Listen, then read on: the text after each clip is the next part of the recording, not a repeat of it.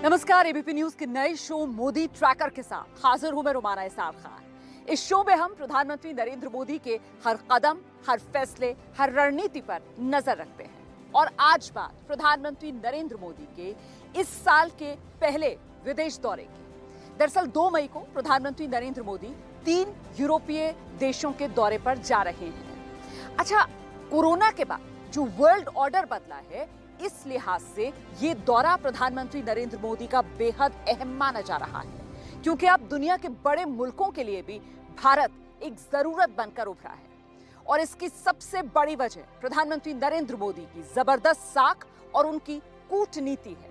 यही वजह है कि अब प्रधानमंत्री नरेंद्र मोदी उन नेताओं में शुमार हो चुके हैं जिनसे दुनिया के बड़े बड़े नेता मिलने को बेकरार हैं।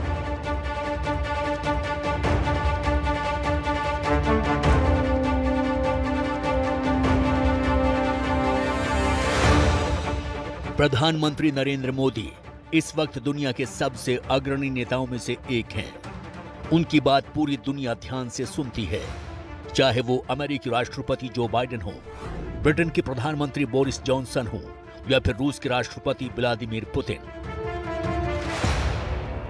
ये सभी लोग दुनिया के हर बड़े विषय पर प्रधानमंत्री मोदी से चर्चा जरूर करते हैं। भारत की बढ़ती कूटनीतिक शक्ति में प्रधानमंत्री नरेंद्र मोदी का बहुत बड़ा योगदान है।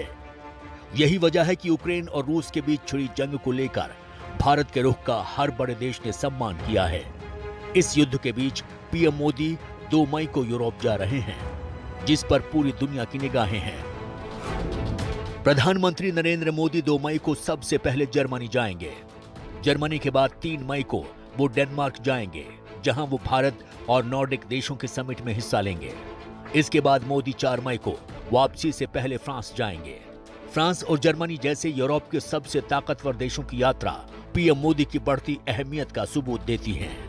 इस साल के पहले विदेश दौरे पर प्रधानमंत्री नरेंद्र मोदी यूरोप जा रहे हैं। इस यात्रा की रिपोर्टिंग के लिए मैं भी वहां मौजूद रहूंगा। प्रधानमंत्री वहां क्या करेंगे, किन से मिलेंगे और इन मुलाकातों के क्या मायने हैं, ये सब कुछ वहां से मैं आपको बताऊंगा। इस यात्रा से जुड़ी पल पल की खबर आप तक पहुंचाऊंगा। प्रधानमंत्री की यूरोप यात्रा का पहला पड़ाव जर्मनी होगा, जहां उनकी मुलाकात जर्मनी के नए चांसलर ओलाफ शोल्ट्ज से होगी। ये मुलाकात अहम होगी क्योंकि जर्मनी यूरोप की सबसे बड़ी अर्थव्यवस्था है। यूरोप दौरे में मोदी सबसे पहले जर्मनी में नए जर्मन चांसलर ओलाफ शोल्ट्ज के साथ उच्च स्तरीय द्विपक्षीय मुलाकात करेंगे। दोनों नेताओं के बीच ये पहली आमने सामने की मुलाकात होगी।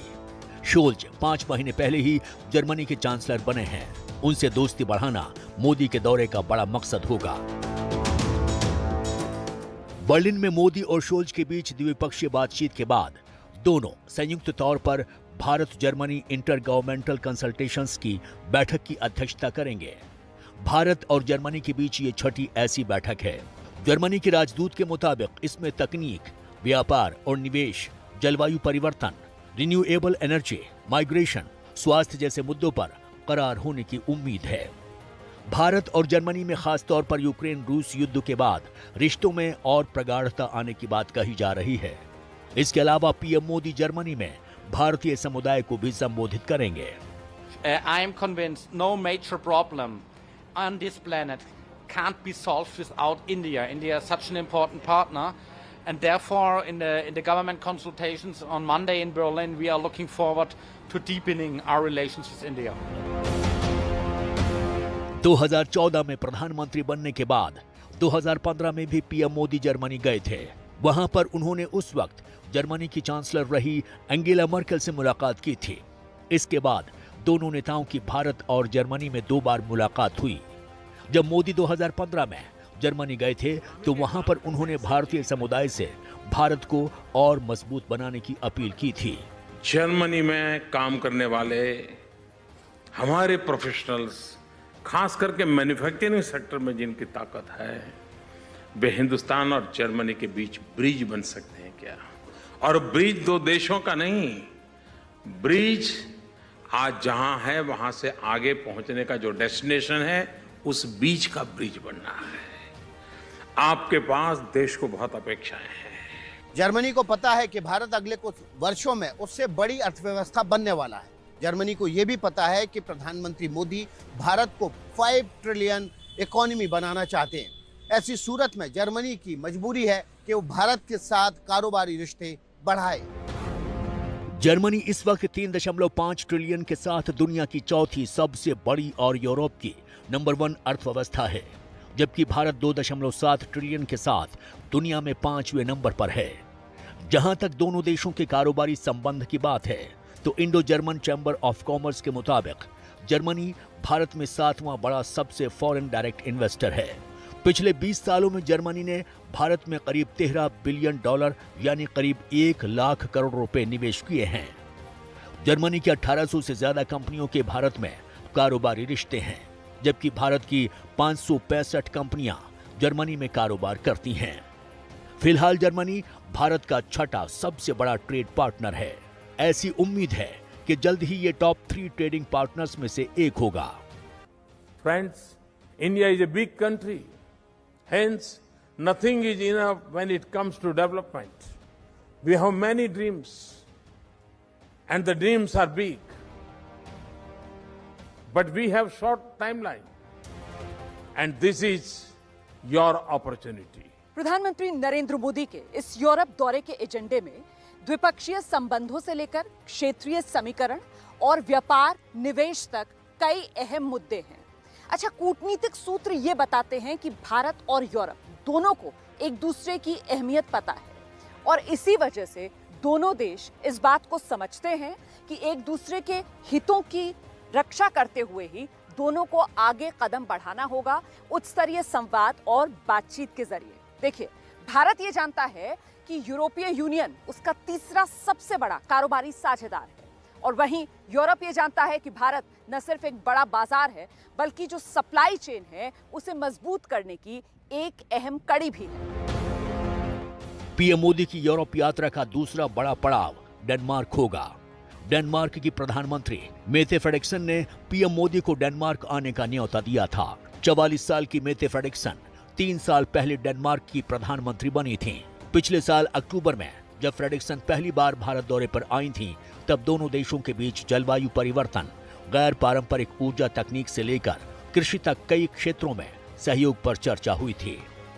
I think our cooperation between India and Denmark is a great example on how green growth and green transition can go hand in hand. इस बार डेनमार्क में मोदी और फ्रेडरिक्सन की द्विपक्षीय बातचीत के अलावा मोदी दूसरी बार आयोजित हो रहे भारत नॉर्डिक समिट में हिस्सा लेंगे।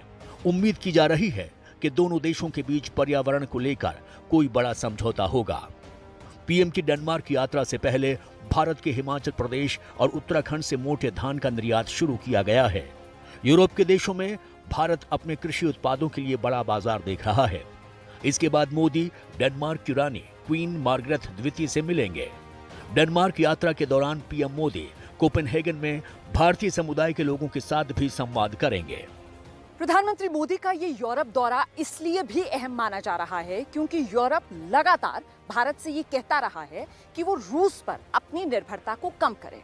वहीं दूसरी तरफ रूस के विदेश मंत्री सर्गेई लावरोव ये कह चुके हैं कि रूस यूक्रेन संकट का हल ढूंढने के लिए अगर भारत मध्यस्थता करता है तो फिर उसे कोई आपत्ति नहीं। तो ऐसे में इस दौरे पर प्रधानमंत्री नरेंद्र मोदी ये जो संकट है इन देशों का उसको लेकर भी किसी तरीके की कोई पहल कर सकते हैं। रूस यूक्रेन युद्ध के मद्देनजर सभी बड़े यूरोपीय देश भारत से रूस के खिलाफ सख्त रुख अपनाने और अंतर्राष्ट्रीय प्रतिबंधों में शामिल होने की गुजारिश कर रहे हैं। इनमें से फ्रांस भी एक है। फ्रांस के राष्ट्रपति इमैनुअल मैक्रों ने भारत को संयुक्त राष्ट्र में रूस के खिलाफ सख्त रुख अपनाने को कहा था, लेकिन मोदी सरकार ने इन बातों को दरकिनार कर दिया। भारत ने अपने हितों की रक्षा करते हुए रूस के खिलाफ हुई वोटिंग में हिस्सा नहीं लिया। इस बात से फ्रांस ज्यादा खुश नजर नहीं आया। फ्रांस इस समय यूरोपियन काउंसिल का अध्यक्ष है और यूरोप की सबसे बड़ी सैन्य ताकत भी। यूरोप में फ्रांस की बात को गंभीरता से लिया जाता है।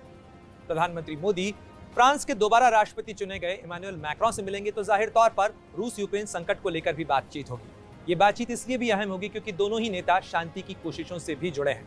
ये बात अलग है कि रूस यूक्रेन संकट को लेकर फ्रांस और भारत का सार्वजनिक स्टैंड अलग अलग है, लेकिन ये देखना होगा कि किस तरीके से दोनों नेताओं की मुलाकात और बातचीत आगे का रास्ता निकालती है। फ्रांस के राष्ट्रपति इमैनुअल मैक्रों हाल ही में कड़े मुकाबले के बाद चुनाव जीतकर फिर से राष्ट्रपति बने हैं। फ्रांस के साथ साथ उन पर पूरे यूरोप का दबाव है कि वो यूरोप को संकट की स्थिति से निकाले। ऐसे में उन्हें यूरोप ही नहीं, दुनिया के सभी बड़े देशों का समर्थन चाहिए। पीएम मोदी भी उनमें से एक हैं। 4 मई को भारत लौटने से पहले मोदी फ्रांस में इमैनुअल मैक्रों से भी मिलेंगे। मैक्रों की चुनावी जीत के बाद मोदी उनसे मुलाकात करने वाले पहले नेताओं में होंगे। भारत के लिए फ्रांस से दोस्ती अहम है क्योंकि भारत अपनी रक्षा के कई साजो सामान फ्रांस से खरीदता है। रफाल फाइटर जेट भी उनमें से एक है। यह गौर करने वाली बात है कि राष्ट्रपति मैक्रों ने भारत फ्रांस संबंधों को आगे बढ़ाने में महत्वपूर्ण भूमिका निभाई है। पीएम की इस यात्रा में भारत और फ्रांस के बीच नए निवेश और व्यापार समझौतों पर दस्तखत की उम्मीद की जा रही है।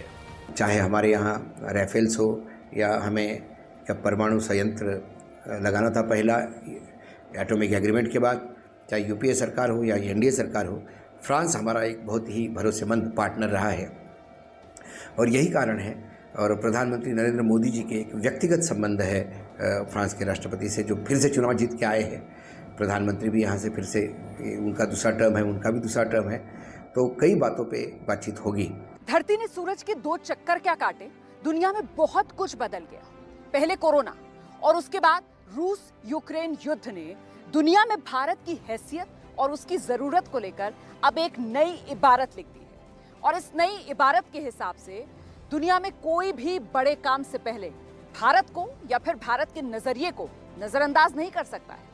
यही वजह है कि अब उत्तर से लेकर दक्षिण तक, पूरब से लेकर पश्चिम तक सभी देश भारत को साधने के लिए, उसे लुभाने के लिए जुटे हुए हैं।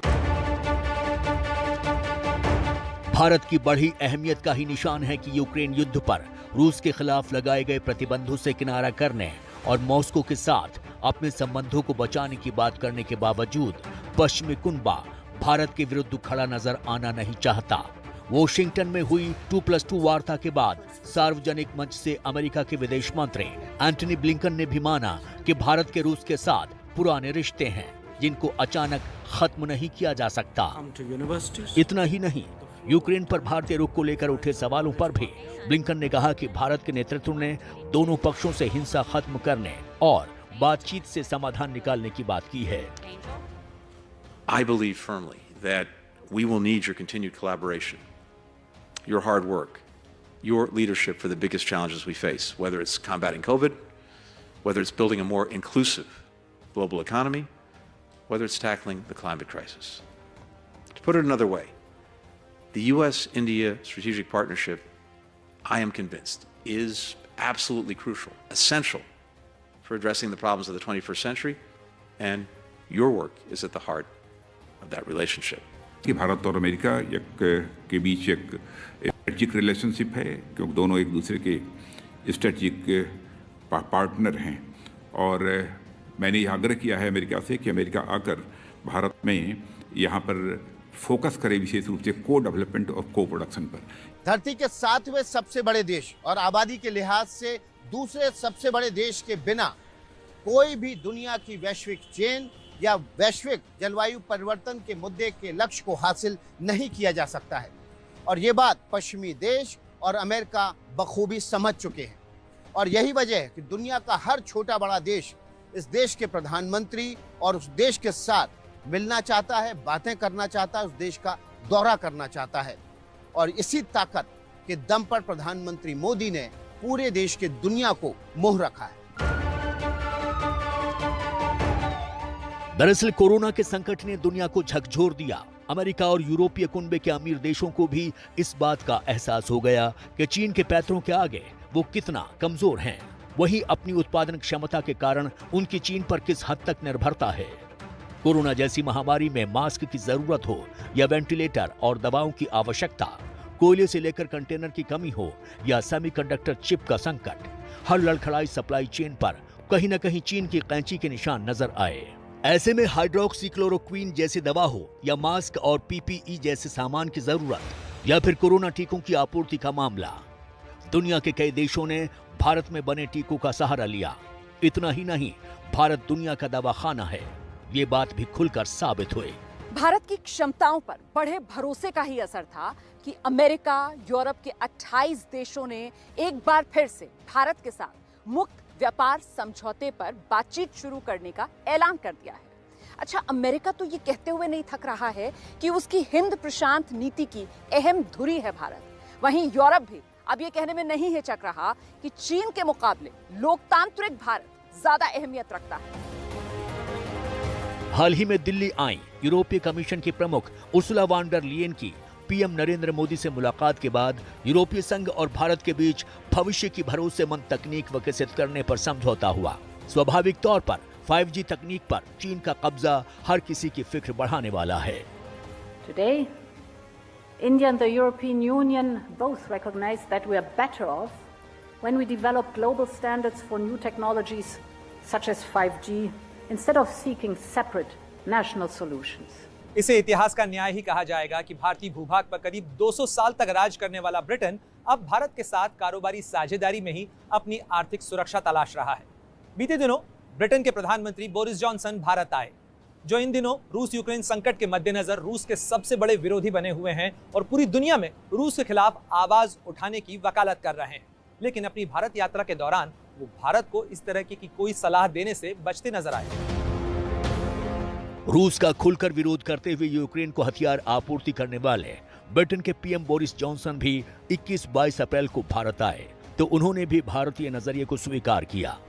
मीडिया के सवालों पर जॉनसन ने भी कहा कि भारतीय नेतृत्व यूक्रेन संकट पर शांति के प्रयास कर रहा है और फौरन हिंसा रोककर कूटनीति के जरिए समाधान निकालने का पक्षधर है। The Indians want is peace and they want the Russians out, and I totally agree with that. And I think that there's a difference in the balance clearly, because India has a historic relationship with Russia, which everybody understands and respects. That goes back decades. रूस के खिलाफ पश्चिमी देश और America एड़ी चोटी का जोर लगाए हुए, रूस पर लगातार आर्थिक प्रतिबंध लगाए जा रहे हैं, उसके खिलाफ ज्यादातर देश हो गए। ऐसे में रूस के लिए भारत ही एक सहारा नजर आ रहा है। और हाल ही में यूक्रेन युद्ध के दौरान रूस के विदेश मंत्री भारत दौरे पर भी आए थे। रूस के विदेश मंत्री सर्गेई लावरोव 31 मार्च से 1 अप्रैल तक 2 दिनी भारत दौरे पर आए थे। उन्होंने प्रधानमंत्री नरेंद्र मोदी से मुलाकात की और कहा कि उनका देश ऐसी कोई भी चीज देने के लिए तैयार है जिसे भारत खरीदना चाहता है। दरअसल लावरोव भारत द्वारा रियायती दर पर तेल खरीदे जाने की योजना के बारे में किए गए सवाल का जवाब दे रहे थे। I believe that Indian foreign policy is characterized by independence and the concentration on real national legitimate interests. स्वाभाविक तौर पर पीएम मोदी और भारत के इस बढ़ते रुतबे से जलन भी होना लाजमी है। वहीं पड़ोसी पाकिस्तान जैसा मुल्क हो तो उसकी जलन और कुढ़न का अंदाजा लगाया जा सकता है। पाकिस्तान की सत्ता से बाहर हुए पूर्व प्रधानमंत्री इमरान खान ने सत्ता से बेदखल होने से पहले कई बार कहा कि भारत को कोई कुछ नहीं कहता, जबकि उन्होंने अमेरिका और पश्चिमी देशों के दबाव का विरोध किया तो उन्हें सत्ता से बाहर करने की नौबत ला दी गई। दुनिया में इस वक्त जितनी अस्थिरता है, उसे देखते हुए पूरे विश्व को एक ऐसे नेता की जरूरत है जो सभी को एक साथ लेकर चल सके। प्रधानमंत्री नरेंद्र मोदी निश्चित तौर पर एक ऐसे ही नेता हैं। दुनिया के बड़े बड़े नेता उनकी नेतृत्व क्षमता की तारीफ कर रहे हैं और अब पीएम मोदी के इस यूरोप के दौरे से भी यही उम्मीद की जा रही है कि भारत के हितों की रक्षा करते हुए विश्व शांति के एक दूत के तौर पर उभरेंगे प्रधानमंत्री नरेंद्र मोदी। एबीपी न्यूज देख रहे हैं आप, मैं हूं आपके साथ शिरीन। आगे बढ़े उससे पहले आपको ये बता दें कि ENBA अवार्ड्स में एबीपी न्यूज की धूम मची है। अविनाश पांडे को CEO ऑफ द ईयर का अवार्ड मिला है। एबीपी न्यूज की डॉक्यूमेंट्री नरसिम्हा को भी अवार्ड मिला है। अविनाश पांडे, एबीपी नेटवर्क। तो best CEO of the year Avinash Pandey को चुना गया। अवार्ड सेरेमनी की ये तस्वीरें आप देख रहे हैं। एबीपी न्यूज को ENBA अवार्ड्स में सेरेमनी में कई अवार्ड आज मिले हैं। बेस्ट CEO के तौर पर एबीपी नेटवर्क के CEO अविनाश पांडे को चुना गया। उन्हें इस अवार्ड से सम्मानित किया गया। उस अवार्ड सेरेमनी की तस्वीरें जब ENBA 2021 अवार्ड सेरेमनी में Avinash Pande best CEO of the year चुने गए हैं।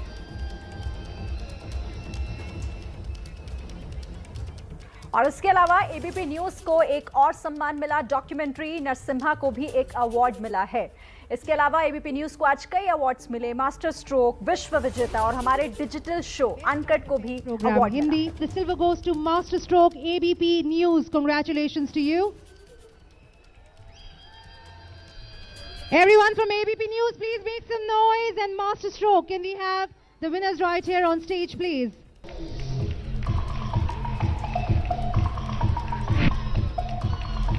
Let's give it. The silver in the category goes to Narasimha ABP News. Congratulations, Narasimha ABP News. Thank you, ABP News, for making some noise right there and establishing your presence. Coming now to the gold.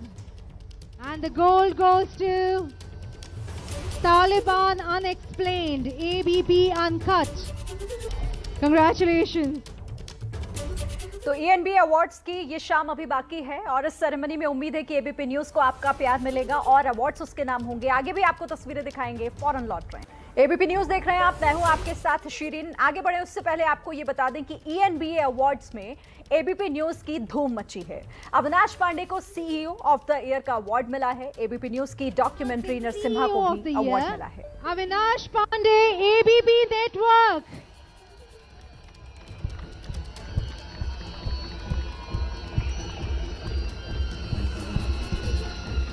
Everyone from the channel, can you do better than this? Come on, make some noise.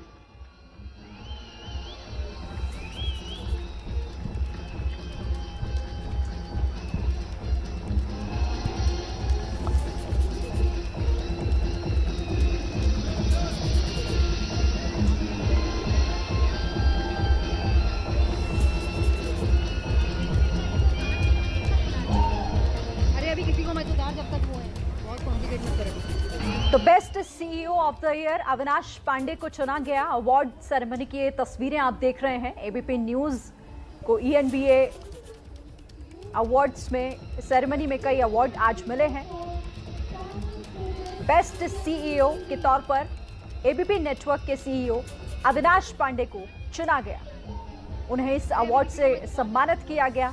उस award ceremony की ये तस्वीरें जब ENBA 2021 award ceremony में Avinash Pande best CEO of the year चुने गए हैं।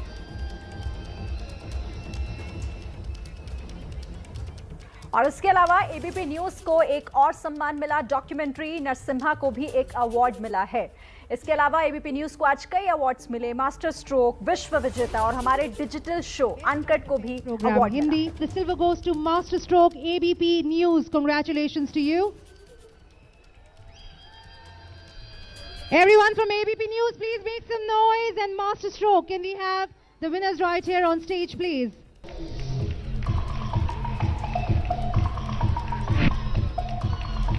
Let's give it.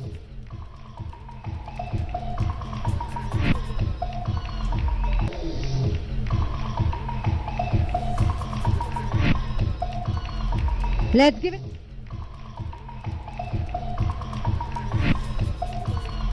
Let's give it.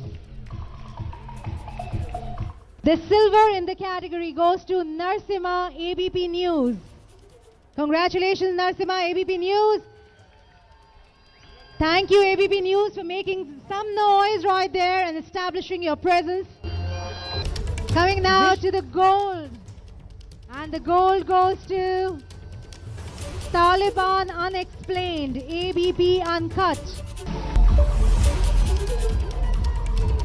थोड़ी सी और जोरदार तालियां शोर हो जाए। Congratulations. तो ENB अवार्ड्स की ये शाम अभी बाकी है और इस सेरेमनी में उम्मीद है कि एबीपी न्यूज को आपका प्यार मिलेगा और अवार्ड्स उसके नाम होंगे। आगे भी आपको तस्वीरें दिखाएंगे, फौरन लौट रहे हैं। तो ENB अवार्ड्स में एबीपी न्यूज की धूम लगातार मची हुई है। एक और अवार्ड एबीपी न्यूज के नाम हुआ है। एबीपी न्यूज का शो भारत का युग, जिसे सामाजिक मुद्दों के लिए अवार्ड दिया गया है। बेस्ट न्यूज कवरेज के लिए ये अवार्ड भारत का युग, हमारा शो, जिसे सामाजिक मुद्दों पर बेस्ट न्यूज कवरेज का अवार्ड दिया गया। भारत का युग एबीपी न्यूज।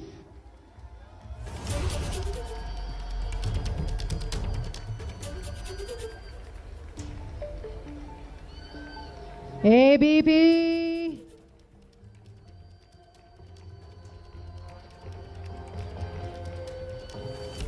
तो एबीपी न्यूज को लगातार अवार्ड्स मिल रहे हैं और ENBA की शाम अभी बाकी है। आगे भी आपको तस्वीरें दिखाएंगे, फौरन लौट।